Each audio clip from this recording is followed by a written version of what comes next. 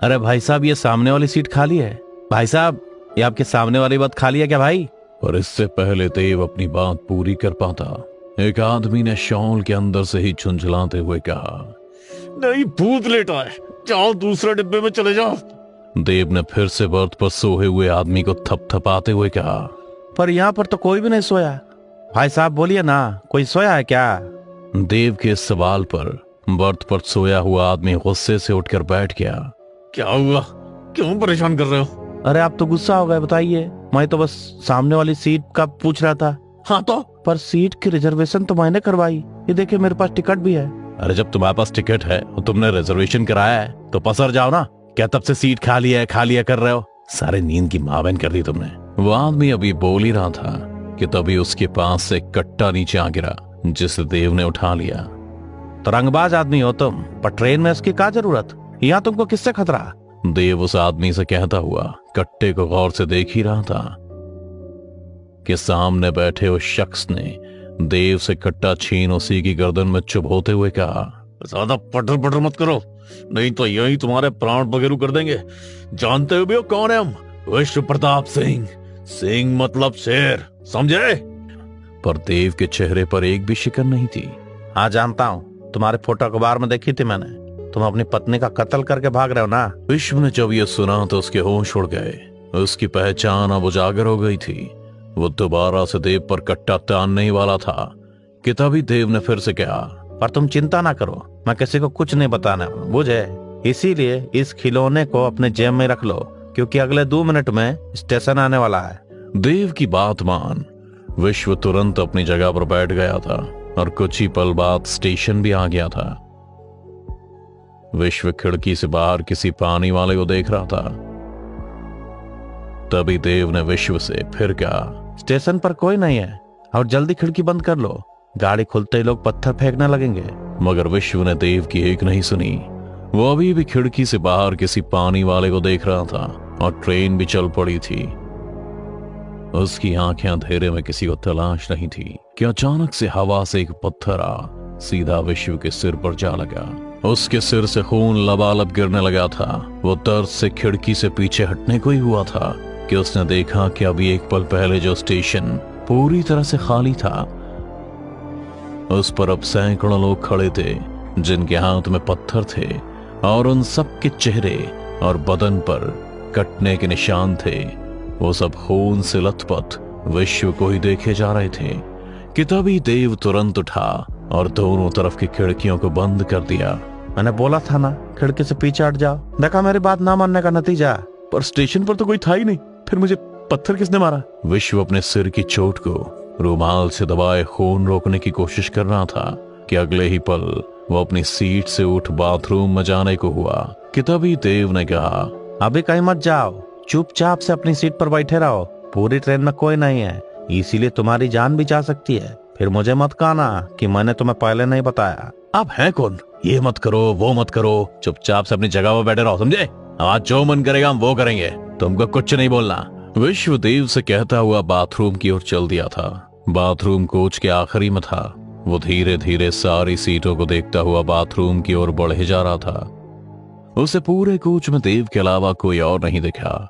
Bathroom के पास पहुंचकर जब उसने दरवाजा खोलने की कोशिश की तो वो नहीं खुला। थक कर विश्व ने सोचा कि वॉश बेसिन के पास जाकर वो अपने सिर का घाव धो ले, पर जैसे उसने नल चालू किया, नल से पानी नहीं खून गिरने लगा था, जिसे देख विश्व की हवाइयां उड़ गई थी। वो लड़खड़ाते हुए पीछे हुआ ही था कि अचानक ही बाथरूम का दरवाजा खुला और किसी ने उसे बाथरूम के अंदर खींच लिया। बाथरूम के अंदर घोर अंधेरा था, जिससे उसकी सांसें और तेज हो गई थीं, पर विश्व को अपनी सांसों के अलावा और किसी की सांसों की आहट सुनाई दे रही थी। तभी किसी ने विश्व के कान में कुछ कहा था ना, अपनी सीट पर बैठे रहो, तुम्हारी जान भी जा सकती है। फिर इसके बाद उसे हजारों लोगों की चीखें और रोने की आवाजें सुनाई देने लगीं। चीखें इतनी तेज थीं कि अब विश्व के कान से खून गिरने लगा था। उससे जब दर्द बर्दाश्त नहीं हुआ तो उसने अपनी आंखें बंद कर ली और आंखें बंद करते ही उसके जहन में किसी रेल दुर्घटना की तस्वीरें घूमने लगीं, जिसका भयानक मंजर देख विश्व का दिल भी पसीज गया था।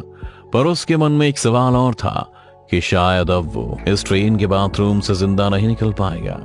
तभी बाथरूम का दरवाजा खुल गया, जिसे देख विश्व तुरंत ही रेंगता हुआ बाहर आ गया था। लेकिन इससे पहले वो 2 पल चैन की सांस ले पाता, उसने जब रेल की छत की ओर देखा तो उसकी पत्नी की लाश ठीक उसके ऊपर हवा में झूल आंखें फाड़े उसे ही देख रही थी।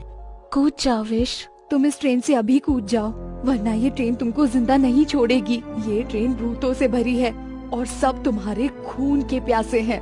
अपनी पत्नी को वापस से देख विश्व की आंखें नम हो गई थीं। उसने अपनी पत्नी के सामने गिड़गिड़ाते हुए कहा, मुझे माफ करना श्वेता, पर तुम्हारा धोखा देना मैं बर्दाश्त नहीं कर पाया।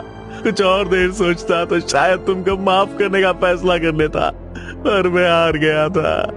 तुम्हारा धोखा देना मेरी कमियां रही होंगी, हो सके तो मुझे माफ कर देना। ये कहते हुए विश्व फूट फूट कर रोने लगा था कि तभी ट्रेन का दरवाजा अपने आप ही खुल गया और उसे दरवाजे के उस पार उसकी पत्नी दिखी, जो बाहें फैलाए उसे अपने पास बुला रही थी। हाँ, आ जाओ विश्व, मेरे पास आ जाओ, मैंने तुम्हें माफ कर दिया। आओ मेरे गले लग जाओ, मैं तुमसे बहुत प्यार करती हूँ विश्व, आई लव यू। विश्व भी अपनी पत्नी की बातें सुन आहिस्ता आहिस्ता कदमों से उसकी तरफ बढ़े जा रहा था। उसका एक पैर ट्रेन के बाहर हवा में झूल रहा था, पर इससे पहले वो अपना दूसरा पैर भी आगे बढ़ाता देव ने विश्व को पकड़ से पीछे खींच लिया था। इस पागल हो गए कि तुम चलती ट्रेन से कूद कर अपनी जान देना चाहते हो? नहीं, मैं तो बस अपनी पत्नी के। ये बोलते हुए विश्व चुप हो गया था। उसे लगा था कि देव उसकी बात पर यकीन नहीं करेगा, इसलिए उसने खुद ही इसे अपने दिमाग का भ्रम समझ नकार दिया और फिर बात बदलते हुए कहा, नहीं कुछ नहीं, मैं तो बस थोड़ी सी हवा खाने के लिए दरवाजे के पास आ गया था, पर मेरा ध्यान कब भटका मुझे पता ही नहीं चला। अच्छा हुआ तुमने मुझे बचा लिया। चलो वापस सीट पर चलते हैं। सच में तुम्हारी बात ना मानने से जान पर बनाती है। देव से कहते हुए विश्व वापस सीट पर जाने को हुआ ही था कि देव ने फिर से विश्व का हाथ पकड़ उसे रोक लिया। सीट पर जाने का टाइम नहीं बचा, इसलिए वापस मत जाओ। अगर तुम जिंदा रहना चाहते हो तो ट्रेन से कूदना होगा। क्या ये क्या नई बकवास चालू कर दी तूने? मैं वापस अपनी सीट पर जा रहा हूँ, तुम भी आ जाओ। विश्व एक बार फिर से देव का हाथ छोड़ा अपनी सीट पर जाने को हुआ ही था कि तभी देव ने कहा, तुम्हारी पत्नी सही कह रही थी विश्व, ये ट्रेन तुम्हारी जान लेना चाहती है। ये सुनते ही विश्व के पैर थम से गए थे। उसने तुरंत ही देव को कॉलर पकड़ गुस्से से कहा, खबरदार अगर मेरी पत्नी के बारे में एक शब्द भी कहा तो यही तुम्हारी जुबान निकाल, उसी से तुमको फांसी लगा दूंगा। इस पर देव ने विश्व से अपना कॉलर छुड़ा उसे खुद से दूर छटकते हुए कहा, अगर इतना ही प्यार था उससे तो मारा क्यों? सिर्फ इसलिए कि वो किसी और के साथ सोई थी। पर तुम भी तो बिना बताए सालों से न जाने कहां कहां मुंह मारते आए हो। उसका क्या, अपना बचा तो ठीक, और दूसरा खर्च हो गया तो नुकसान। खैर अब इन सब फालतू बातों का वक्त नहीं है।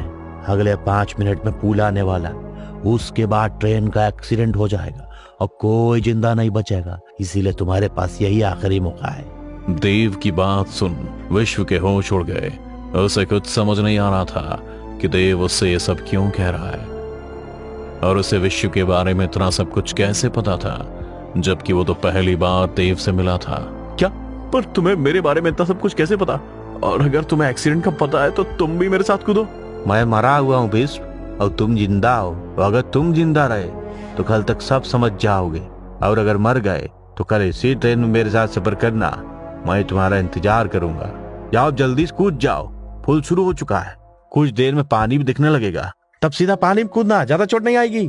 इस पर विश्व ने देव से कहा, मैं इस बार तुम्हारी बात नहीं डालूंगा, पर मेरा कुछ जरूरी सामान है जिनसे मेरी पत्नी की कुछ यादें जुड़ी हैं। मैं उन्हें नहीं खोना चाहता, बस वो ले लूं, फिर जहां बोलोगे मैं कूद जाऊंगा। नहीं विश्व, ऐसी गलती मत करना। अब ये ट्रेन पहले से और खतरनाक हो चुकी है, क्योंकि हादसे का वक्त करीब आ चुका है। अब सारी आत्माएं गुस्से में, वो तुम्हें नोच डालेंगी। कोई नहीं, अगर मर भी गया तो अपनी पत्नी की यादों के साथ मरूंगा। सोचा था कि मार दूंगा तो उसे छुटकारा मिल जाएगा, लेकिन अब समझ आया कि अगर उसे नहीं मारता तब मुझे छुटकारा मिलता। उसे मारने के बाद तो वो मेरी यादों से एक पल के लिए नहीं जाती है। विश्वदेव से कहता हुआ वापस से अपनी सीट की तरफ जाने को हुआ ही था कि उसे अब हर सीट पर कोई ना कोई बैठा दिख रहा था, जिनके शरीर पर बहुत से कटे हुए निशान थे, जो अपने ही खून से लथपथ बैठे रो रहे थे। ये भयानक मंजर देख विश्व भी समझ गया कि ये लोग जिंदा नहीं बल्कि मरे हुए हैं और उनकी मौत एक ट्रेन एक्सीडेंट में हुई है जो कुछ मिनट बाद फिर अपने चक्र को दोहराने वाला है। खैर किसी तरह अपनी सीट पर पहुंचकर विश्व ने अपना सामान छुआ ही था कि सारे के सारे कटे हुए लोग एक पल में विश्व के ऊपर कूद गए और गुस्से में उसका गला दबा उसके जिस्म से मांस नोचने लगे थे। विश्व अब तक पूरी तरह से लाशों में दब चुका था। उसके जिस्म में अब गिनती की कुछ सांसें बाकी थीं। उन्हें एकजुट कर विश्व ने खुद से कहा, श्वेता, मेरी यही सजा है कि मैं तुम्हारी यादों के साथ खुद को जिंदा रखूं और अपनी गलती के लिए रोज खुद को कोसूं। विश्व ने अब ठान ली थी कि वो अब इसी दर्द के सहारे किसी भी हाल में खुद को जिंदा रखेगा। जिसे हिम्मत में बदल विश्व लाशों को चीरता हुआ उनके बीच से निकल आया। उसका बदन भी जगह जगह से छिल और कट गया था। वो तुरंत ही दौड़ता हुआ दरवाजे पर आ गया जो पहले से ही खुला हुआ था। विश्व ने बिना एक पल गवाए ट्रेन से सीधा नदी में छलांग लगा दी। वो महज पुल से कुछ ही फीट दूर हवा में था कि इतनी जोर से धमाका हुआ जिसमें विश्व का दिल सहम गया था। उसने हवा में ही तिरछी नजरों से देखा तो उसको अपने ऊपर ट्रेन के डब्बे गिरते हुए दिखाई दिए, जिन्हें अपने ऊपर गिरता देख विश्व ने अपनी आंखें बंद कर लीं और नदी में जा गिरा।